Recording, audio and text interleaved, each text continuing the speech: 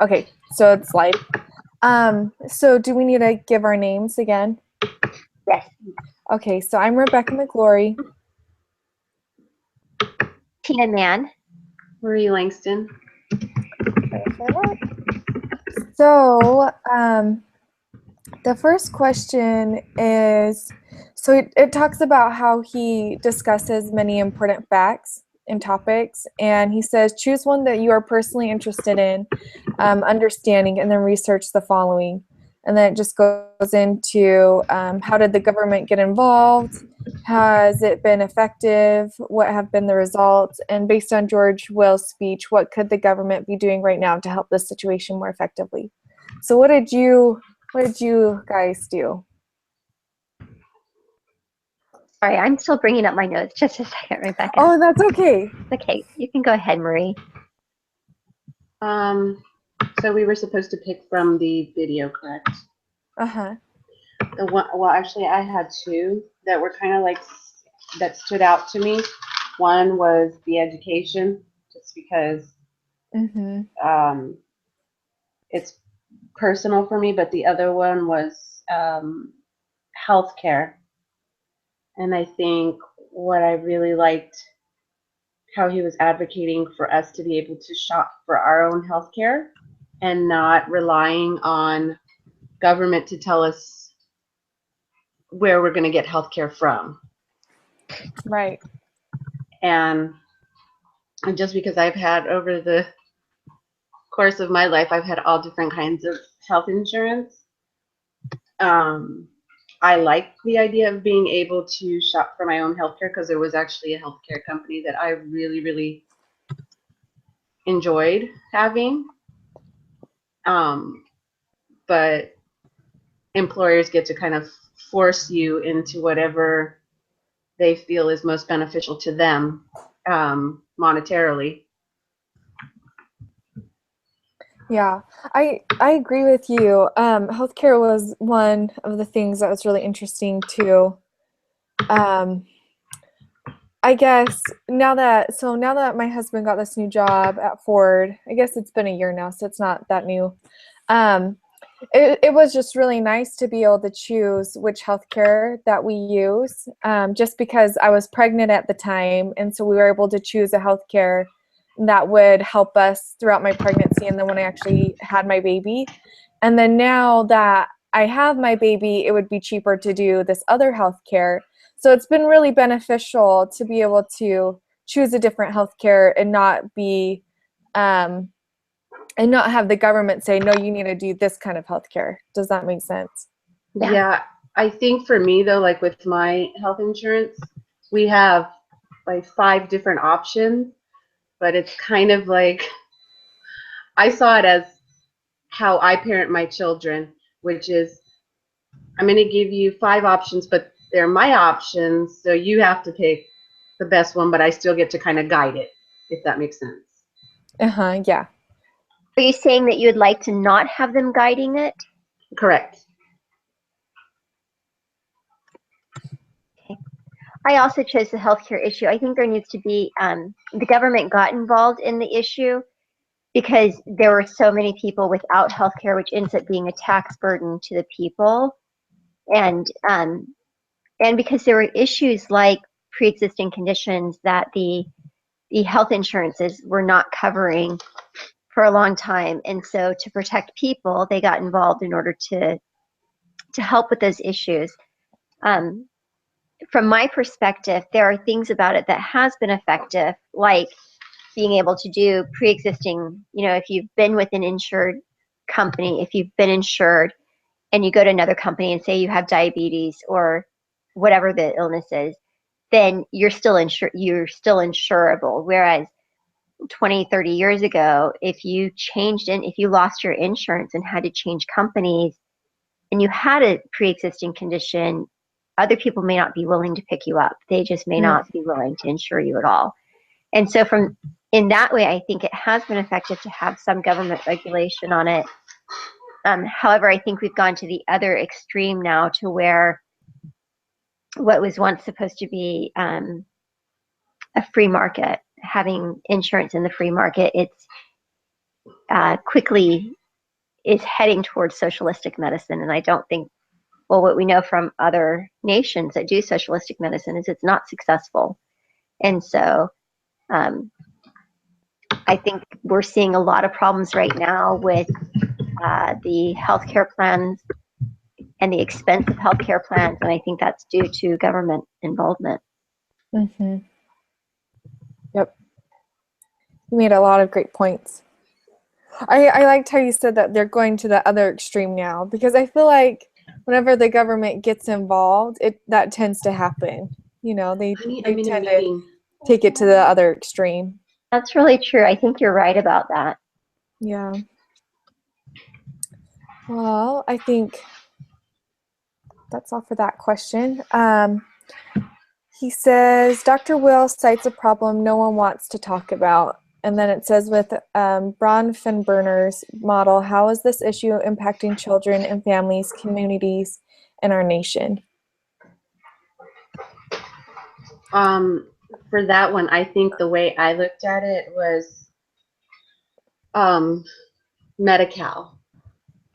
Like, I think for me, because government is intervening, I think the intent behind what Medi-Cal was supposed to do for children and families was a good one, but where it's gotten out of control, basically. Like, the government basically gets to regulate to those families, like what is covered and what isn't covered. So, and it's kind of shocking to me because with my healthcare, I have X amount of medicines. Quite a few of them are inhalers, and I have to pay through the nose for the inhalers. But children who are on Medi-Cal pay nothing. They're like completely covered. And so I know this is probably very harsh, but like my tax dollars are going to pay for, children to get basically like free medicine. And here I am like paying through the nose for an inhaler just so I can like be able to breathe. Yeah. I think kind of like a side note, I guess, to what you said.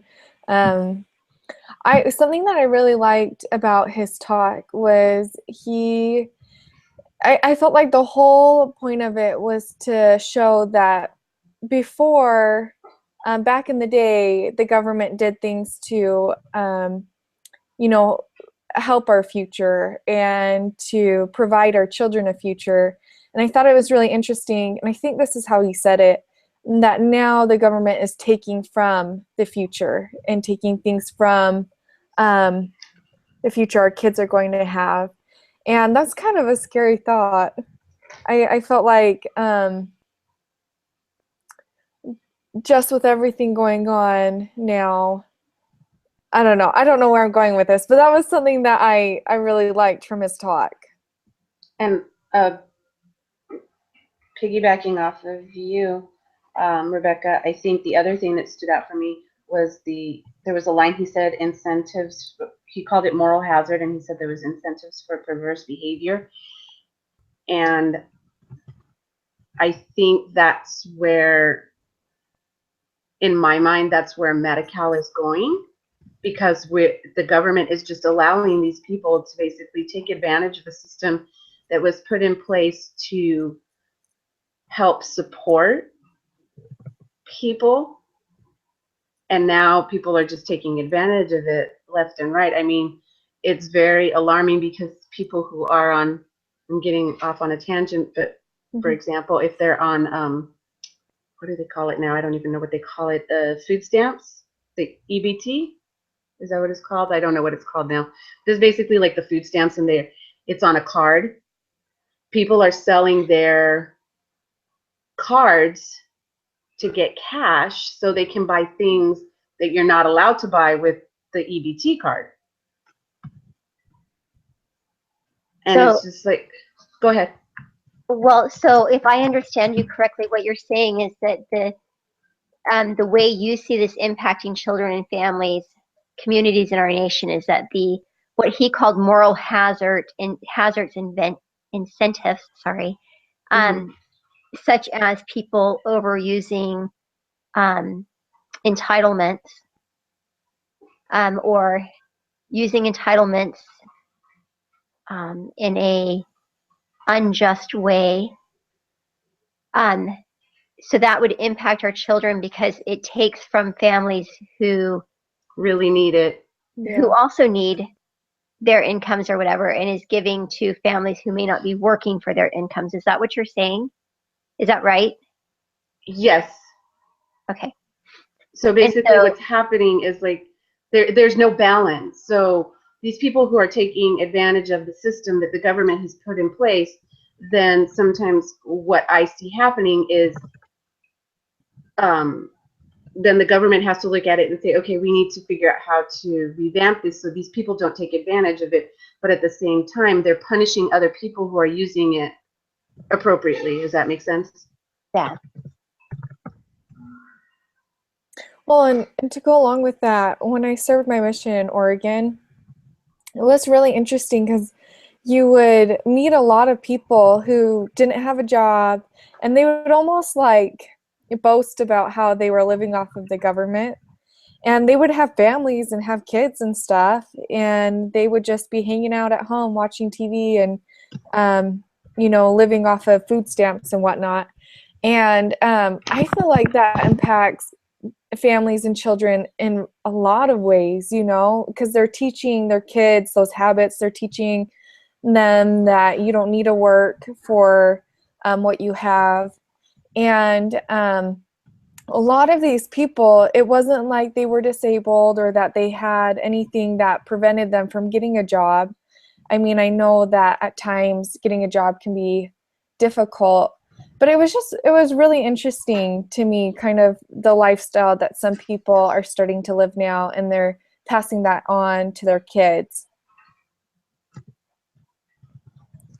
Yeah, so that creates quite a burden, especially when it's intergeneration, when it's generation after generation. Mm-hmm. And I think you're right, Rebecca, that other people, like within the family, the children see, oh, my mom or dad isn't working. They're just living off the government, so I can live off the government too. It's like it perpetuates this mentality of monkey see, monkey do. Mm-hmm. Yeah. Yep.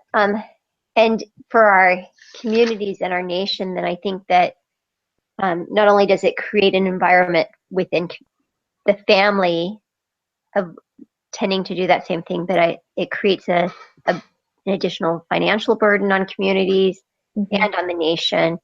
Yeah. If we look at all the entitlements we have now, and we look at our national debt, we're so in debt, and yet we're still handing out things for free. Yep. Yeah. On the first question that we were talking about with the healthcare issues, one of the questions here is, based on George Will's speech, what could the government be doing right now to help the situation more effectively? I don't know if we talked about that, but I didn't catch it if we did. No, we didn't yet. Okay.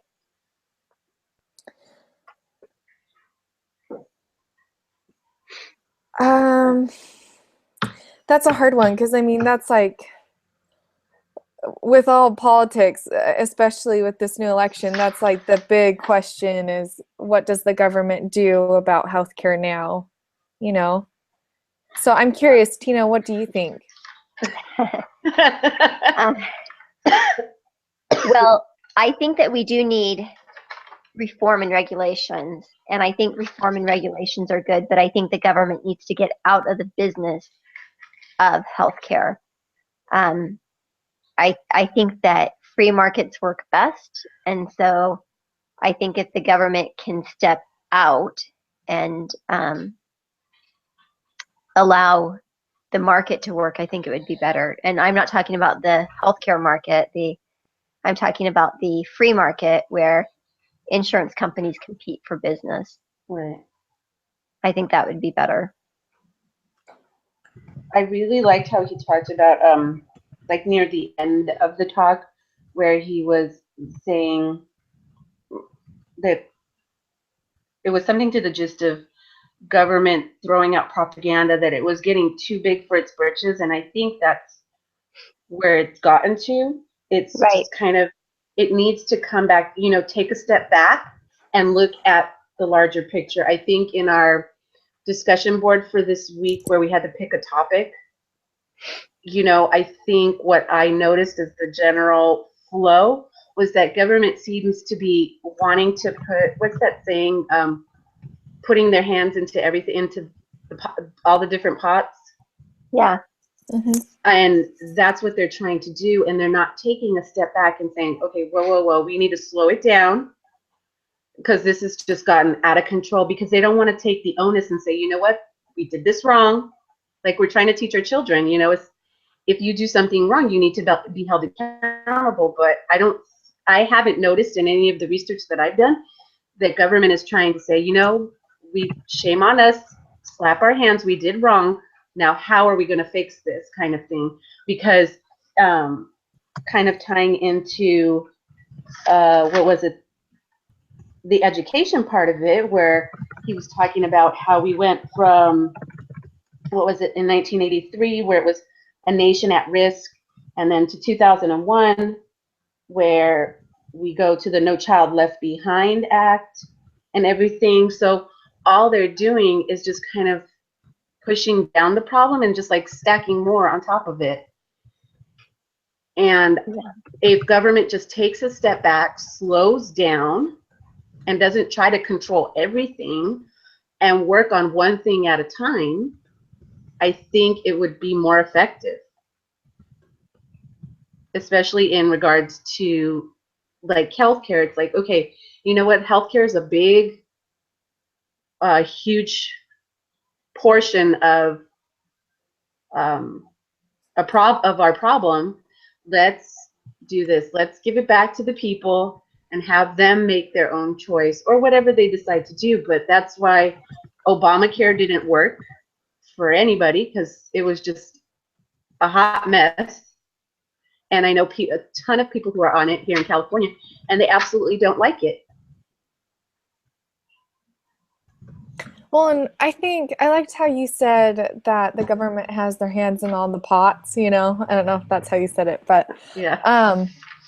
I feel like right now there's just so many things that the government's trying to do and trying to accomplish, like things that don't even really matter, like the transgender like bathroom issue, and they just like gay marriage in the past, and just all these things that really the government shouldn't be getting involved with, that are just minor little details, And I think there's these bigger issues such as healthcare that are really important to our future and to how our government succeeds.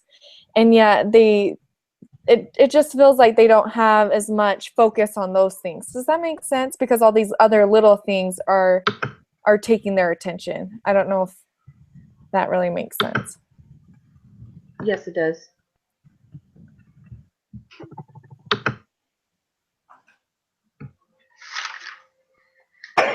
Excuse me. Okay. Does anyone have anything else to say with that one? I'm good. Okay. So the last part is, it says, according to Dr. Will, one thing you can do for your country is reserve a spacious portion of your life for which your country is not responsible. Reflect on what you've learned and discussed this week, and then respond to the following. First, do you agree with Dr. Will? And second, in what areas do you personally feel the government should be involved and should not be involved in addressing your chosen threat to children and families? So, yes, the first question is, do you agree with him? And I feel like we kind of already answered that, that the government shouldn't be so involved with all these things.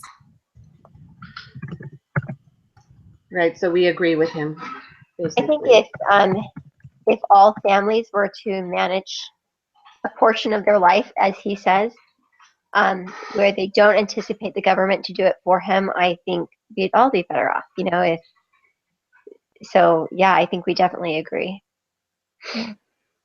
Right, because we would be held accountable for our own actions, kind of like, Right. oh, what was I? Maybe it was in another class, but we were talking. No, it was in Relief Society on Sunday. They were talking about like helicopter parents. That's basically what the government is trying to do, is be a helicopter parent. It's like, oh, wait, don't move. Let me get that for you before you hurt yourself, kind of thing. And so now, we have the welfare system in place, and it's like, okay, well, if you can't survive, here, we'll give you some money to survive for however long you need. So it's like we're just basically, handing it to them on a silver platter. And I don't know if that's a really nice way to, or being Christ-like by saying that, but we're not making them self-reliant like we were taught in the church to be self-reliant. Yeah. Well, and I guess to go along with that, I feel like that's a good flow into the second question about what do you feel like personally the government should be involved with, and what shouldn't the government be involved with? I think when I first read that question, the whole thing that I'm researching right now is abortion, and I'm actually doing it in another class too. And the whole issue that I've been working on is Planned Parenthood and whether or not Planned Parenthood should be funded or not funded. And I feel like that's one thing that the government should remove themselves from, is no longer funding Planned Parenthood. Just because I feel like there's a big majority of people who don't believe in what Planned Parenthood does, and so just doesn't make sense that taxes should be used to fund an organization where people don't agree with it, if that makes sense. Yes. I think for me, I should have thought of this beforehand, but on the discussion board for this week, for me to answer that question, I think it depends on the topic that we're talking about. So for example, like mine is. So this is for your threat to the threat that you chose, though. I know. So my threat was the benefits of early literacy. So it's basically like early childhood education. And in that respect, I think that government should be involved, but what needs to happen is for them to take a more hands-on approach. I think a lot of what they're doing to advocate for early childhood education is not coming from like the trenches. It's not coming from the actual like schools and everything like that. It's coming from these people who are researchers and that are supposedly going out to the schools and everything, but they're not there every day to see what's happening. They're just taking somebody's word. And I'll give an example. For the past 14 years, we had to do what was called like a literacy exam on preschoolers, where we had to look if they knew sight words, phonemic awareness, which is the sounds of words, segment blending, which is basically like compound words and putting them back together, letter recognition, alliteration, which is the beginning sounds of words, and rhyming. And a lot of the teachers would lie just to make themselves look better. And instead of somebody actually coming out into the classroom and say, okay, let's see what's going on here, they're taking that data that we're giving them, and then it goes up higher and higher and higher. And so it's false information. And it's like, okay, here's the data that we have. And so, we don't really need early childhood education, or we don't need to teach literacy at this young of an age. And I think the way that people want to teach early literacy is different from the way it needs to be taught. But researchers don't see that.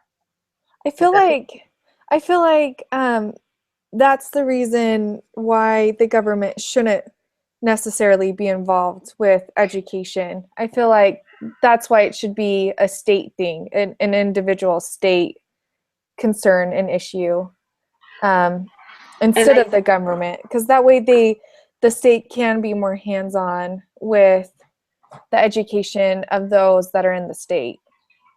Right. And I think that for me, my younger brothers,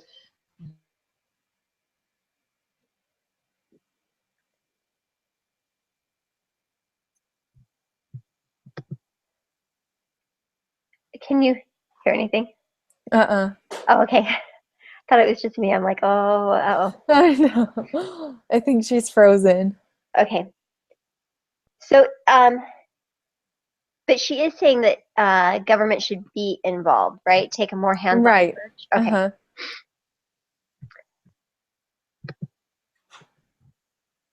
She come back? sorry, I Okay. cut out. Oh, that's okay. So, hey, Marie, I have a question for you. So I Yes. hear that what you're saying is that you think government should be more involved because you think they should be on the ground taking the data. Is that correct? Gathering the data? Right. I think that there needs to be can you hear me still? Uh-huh. Yeah. Okay. I think there needs to be a better system in place as far as collecting data. I So think that, go ahead. why would the government be more inclined to be honest about it than the teachers who are present every day? I don't know. But that's where I was saying before, I think I got cut out. That's why I was a big advocate for the voucher system. Like when my younger brothers were growing up, it's when the vouchers went into place. So the government gives you an allotted amount of money and you can take it to whichever school that you want to go to. Right. Because I think that helps. Oh, we lost her again. Oh.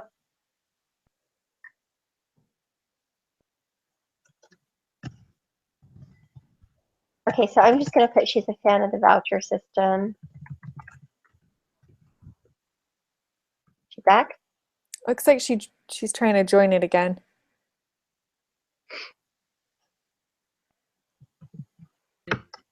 I'm Why so don't I go sorry. ahead and Can you guys hear me? I'm so sorry. I'm having I have the worst internet in the world. That's okay. hear you. So you're a fan of the voucher system because the voucher system would give more options. And it holds the government and the schools accountable. It's more of like taking onus. Yes, we did wrong. We need to fix this. Because in Europe, that's basically what they do is they give the parents money, and a school will either fail or succeed based on the revenue that they take in, because parents are pleased with the curriculum that's being taught in that school. Their children are excelling. Okay, I think I got that one. So for me, my threat is comprehensive sex education, and That's I right. feel I like the forgot about government. that. I'm Sorry. Sorry, I was just reminded that you were doing that. Really interesting. Sorry. It's actually really sad. It's really scary. I think the government needs to step out of it altogether and allow local communities to decide what they want to teach their children. And I think that because I think the more government involvement we have, the more risk of corruption and the more risk that we have that the people who are teaching it. I mean, when I research why we have comprehensive sex education as an alternative to abstinence-based education, it goes to Planned Parenthood. And when I look at Planned Parenthood, when I look at that, there's so many connections to all these organizations that have nothing to do with the actual family that's being taught comprehensive sex education. Nothing. In fact, the lady who started the Planned Parenthood thing, who first started pushing it, she didn't have children.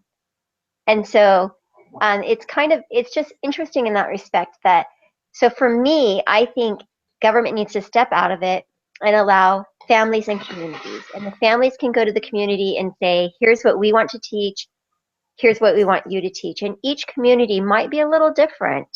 And, I live in Texas, and we're actually pretty conservative here in Texas, Right. especially compared to California and Oregon. Thank you. And so, here, but even that, when you have government starting to push national standards and aligning themselves with the National Teachers Education Agency, those standards are trickling down, and the people on the ground don't really even know why they're teaching those standards, but they have to because it's a national standard. And even when they disagree with it, they're still supposed to teach it. And administrators still say, well, it's a national standard. So I think government just needs to step out. They don't need to be involved in what we teach our children about sex. It's just, it doesn't need to be there. I have a question for you, Tina, but this is like Sure. completely off topic, I think. Okay. With comprehensive sex education, if they're trying to take that right away from parents, how can they have that right if it's supposed to be separation of church and state? So if in our religion we believe, you know, we believe in teaching it a certain way, why are they allowed to take that right away from us? Because what they're saying, what the court rulings have said when they've overridden the parents' right to opt out of sex education is basically that once a parent puts their child into public school, you have granted permission for the public school to decide what your child will be taught. And you have given up that right to do that. So I'm darned if I do, I'm darned if I don't. So I have no other option other than if I'm a single parent and I need to send my child to public school so that they get an education, because I think you don't have to go to school till you're in first grade, but it's illegal not to send your child to school. Well, except from their perspective, the option is if you're a religious zealot who wants to teach your child something other than what they're teaching, then you need to put your child in a private school. In fact, there's even a quote by several of the women who head up SICUS, which is the major organization for who's been pushing comprehensive sex education. And they basically say, if you don't like what is being taught because of your religion, then you shouldn't attend that school. Then your child shouldn't attend the school. So then they need to figure out a way to pay for my child to be able to go to private school. Well, so that. But then again, you're asking for more government involvement. And so, I mean, and that's, I think, where we get really caught on these government issues is because if you disagree with somebody else's will and you want government involvement to say, okay, well, then you have to pay for my option to go to private school so that I don't have to be exposed to what they're teaching in public school. You're still asking for government involvement, right? Does that make sense? No, it does. And I'm not saying you're wrong, Marie. I'm not, no, I'm not discounting what you're saying, but what I am saying is that from the opposition's point of view, you're still asking for government involvement because you're still asking for some sort of regulation. You're just now asking that what you want government to do is what they do instead of what they are doing. And so I think that's where we, in the scriptures, I can't think of where it's at now in the Book of Mormon, but it talks about how when a people get a leader, that leader can become corrupt often. They have too much power, right? Does anybody know where I'm talking about? Yep. Okay. So I think we see the same thing happen in government. We want certain government involvement, but I think that's where if we stick to constitutional rights, we're better off. If we have limited government and not expansive government like what we currently have, or what we've been building for quite a while now,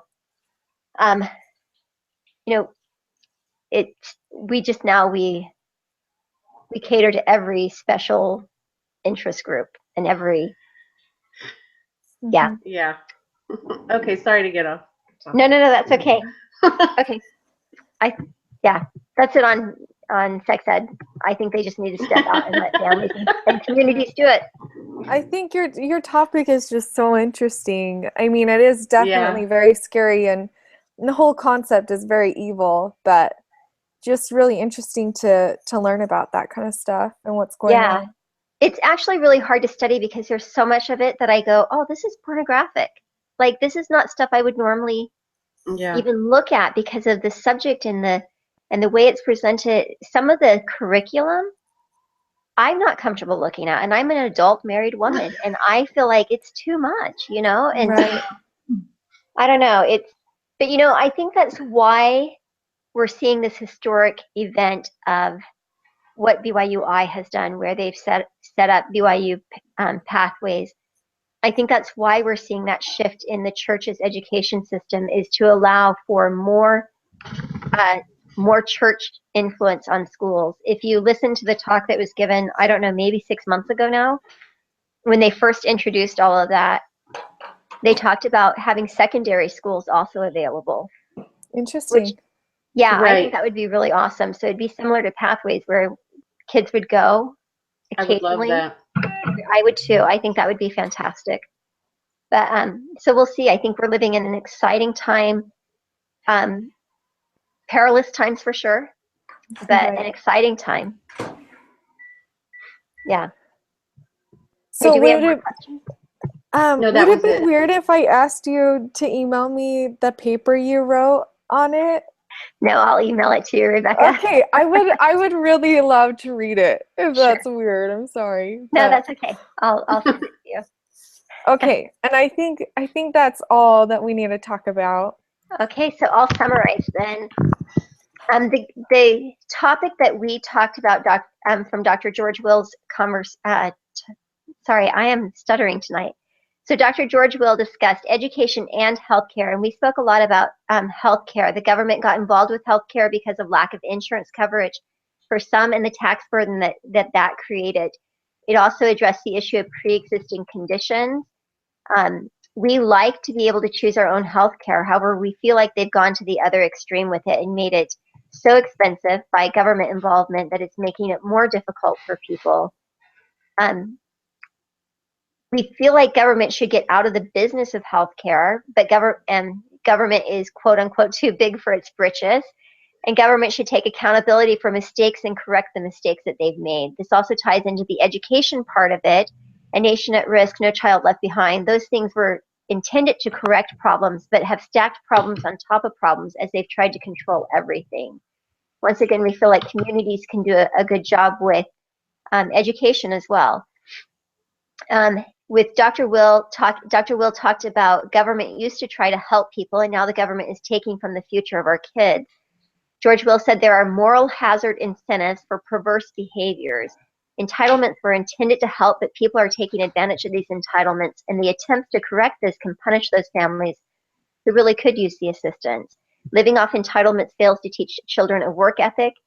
This can be a burden on our communities, on our families, our communities, and our nation, especially when it's a generation after generation issue. Government is involved in so many things that they don't need to be involved in, like transgender bathroom issues, yet they're not focusing enough on the bigger issues like healthcare reforms. We agree with Dr. Will when he said one thing you can do for your country is reserve a spacious portion of your life for which the country is not responsible. We agree that the government does not need to be so involved in our lives and that individuals should take accountability for their own actions. Rebecca is researching abortion and specifically whether or not Planned Parenthood should be funded. She feels that Planned Parenthood should not be funded by government since so many do not agree with their purpose. Marie is researching early literacy, and Marie thinks that government should be involved and needs to take a more hands-on approach. She'd like to see the government actually gather the data, and she's also a fan of the voucher system. I'm researching comprehensive sex education and feel strongly that the government should back out and let families and communities work out what and how they will educate their children. And that's it. That summarizes it. Perfect. All right, perfect. Okay. So I'll stop the broadcast.